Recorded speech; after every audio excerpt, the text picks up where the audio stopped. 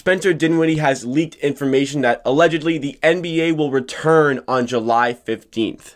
What can we expect from the NBA once it returns? Let's get into it.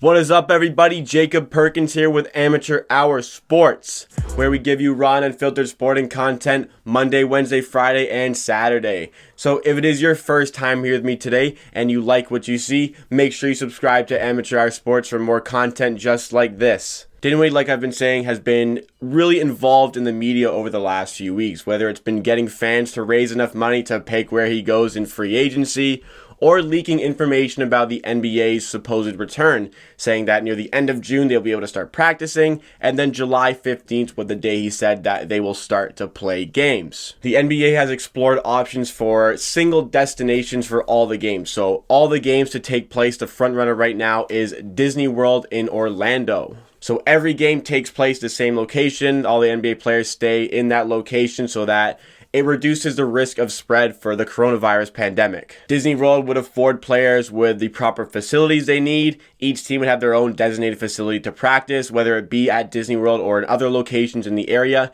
Each team would have their own facility to practice in, to stay away from others, to isolate as much as possible, but still being able to have NBA games take place. And it's not confirmed. There's speculation that there will be no more regular season games, that we will go straight into playoffs, and I think that is what is going to happen. It seems like the most logical sense, going straight into playoff. There's only 7 or 8 games left in the regular season, and the teams who are on the fringe, in those 9th and 10th spots, they aren't really threatening to get into the playoff spots. If they played out the rest of the regular season, I would probably bet on the top 8 staying the way it is. Maybe the seeding would change, but the top 8 would remain, because in the West, you have the Memphis Grizzlies 3.5 games up on the Portland Trailblazers for that 8th spot. And then in the East, you have Orlando Magic 5.5 games up on the Washington Wizards. By the way, who would have thought the Washington Wizards could have come that close to the playoffs? 9th seed. I thought they were going to be the worst team in the NBA this year. So with that, it lined us up perfectly to just go straight into playoffs and not waste any more time, because we're already going to finish the season late.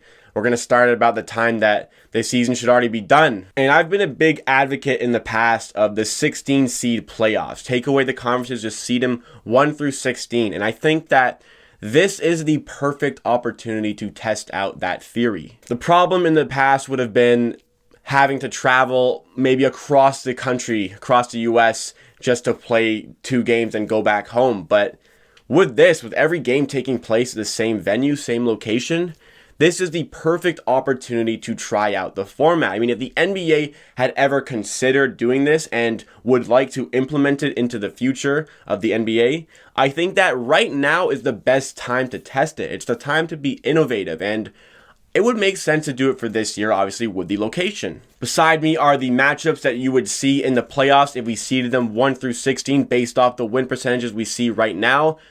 It would work out perfectly. You'd have 8 teams from the East. You'd have 8 teams from the West. The top 16 are 8 from one conference, 8 from the other. But it doesn't always work out that way. It's kind of perfect scenario for 8 and 8 to happen right now. But we've had seasons in the past, like in the 2013-2014 season, the Phoenix Suns won 48 games and missed the playoffs. The West was just that good that year. The 8 seed had 49 wins. But if you go to the East that year, the Suns would have been tied for the 3 seed in the East. So definitely, the NBA should consider switching to the 16 seed format in the future. I think just for things like that from happening. You want the best 16 teams in there, and you want the top 2 teams going to the final. There's a big stigma against the East. I think the East has rectified that stigma this season with the way the East has been playing. Like the Raptors are 3 seed right now. The Bucks are the 1 seed in the NBA. So with that, it would make sense this year. But in other years, you always wanted the top 2 teams in the NBA, but you didn't always get that, because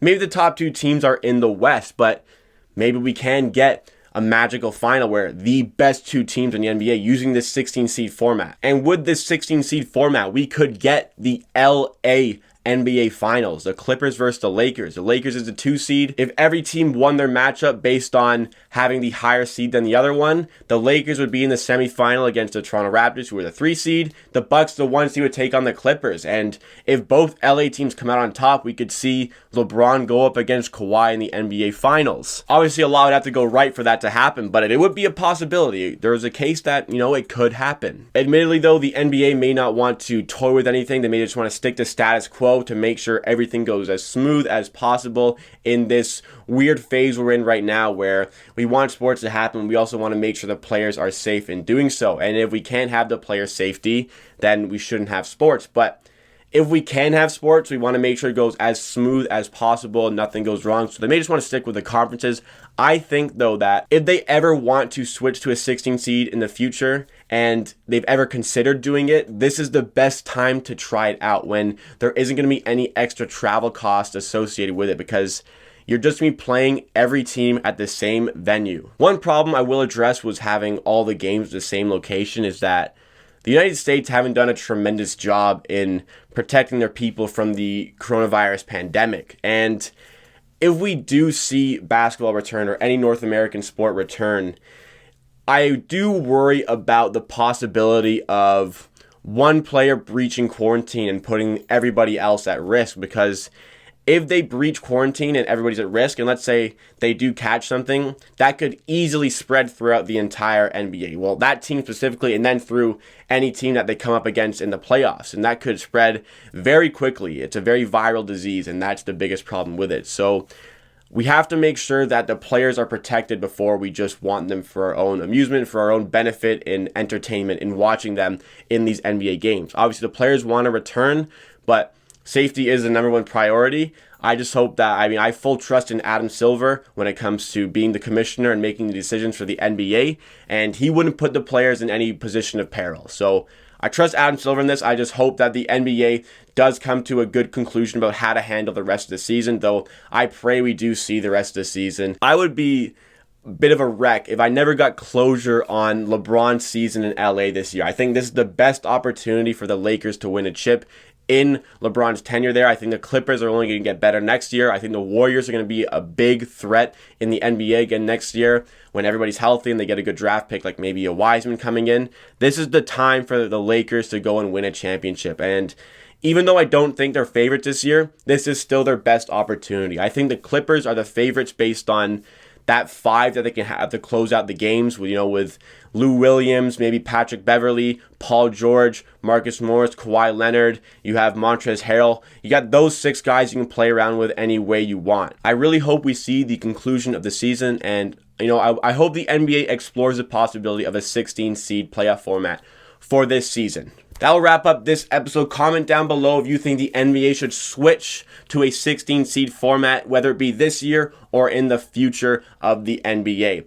Thank you for watching. Be sure to like the video if you like and subscribe to Amateur Hour Sports. If you like insight opinion like this or maybe educational videos, you want to check out anything else I've put out. We've been going well the last few days. A lot of new people coming to the channel lately, so subscribe if you're enjoying the content. I appreciate everybody who clicked that subscribe button. Thank you for watching. At the end of the day, I believe what I say, and if you disagree, that's okay. We'll see you again next time.